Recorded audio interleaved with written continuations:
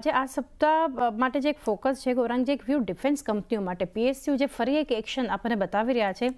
HL અગર જોઈએ તો લગભગ એક સપ્તાહમાં 10% પોઝિટિવ રિટર્ન. બીએલ તો ઘણું ફોકસમાં હતું, નિફ્ટીમાં પણ ગેઇનિંગ કાઉન્ટર્સમાં 10% આસપાસના પોઝિટિવ રિટર્ન. કોચિન શિપયાર્ડ, મઝગાઉં ડોક, બીડીએલ બધી જ કંપનીઓમાં જબરદસ્ત આ સપ્તાહ જે છે માર્કેટની વોલેટિલિટી વચ્ચે પણ આપણને રહ્યું છે.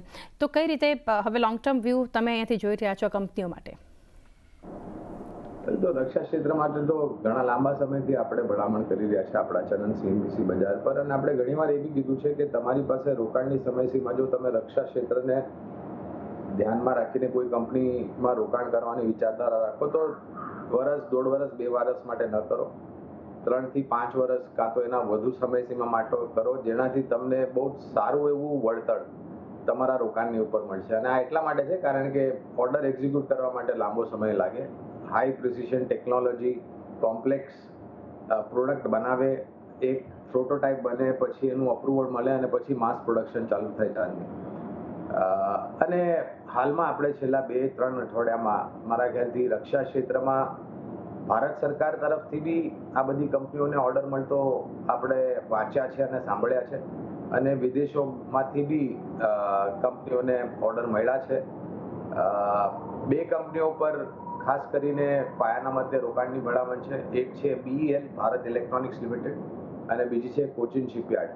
પણ એની સાથે જ હું એ બી કહેવા માંગીશ, હાલ કે આ હું કોઈ ભલામણ નથી કર્યો, માત્ર સક્ષમ કંપનીઓ કઈ કઈ છે એની ઉપર આપણે ચર્ચા કરી રહ્યા છે. તો આ સિવાય જે 2 કંપની મેં કીધી, બીઈએલ અને કોચિન શિપયાર્ડ, જે બાકી અન્ય સક્ષમ અને મજબૂત કંપનીઓ છે, હિન્દુસ્તાન એરોનોટિક્સ છે, મઝગાઉં ડોક્સ છે, ભારત ડાયનામિક્સ છે, એક બીજી કંપની છે બીઈએમએલ, નિજી ક્ષેત્રની કંપનીઓ છે જ્યાં આગળ તમે ધ્યાન આપી શકો છો રક્ષા ક્ષેત્રથી જોડાયેલી.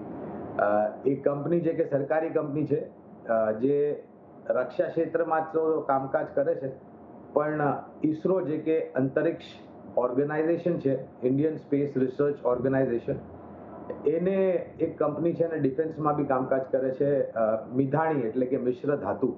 આ બી કંપની ઘણી સક્ષમ અને મજબૂત છે. આ રેકમેન્ડેશન નથી, રેકમેન્ડેશન માત્ર બીઈએલ અને કોચિન શિપયાર્ડ સુધી સીમિત છે. બધી કંપનીઓ અને સાથે ફોકસ રાખવું હોય લાંબા ગાળા માટે તો બીએલ અને કોચિન શિપયાર્ડ પર એક ફોકસ રાખી શકો છો. તો એ સાથે જ હવે એક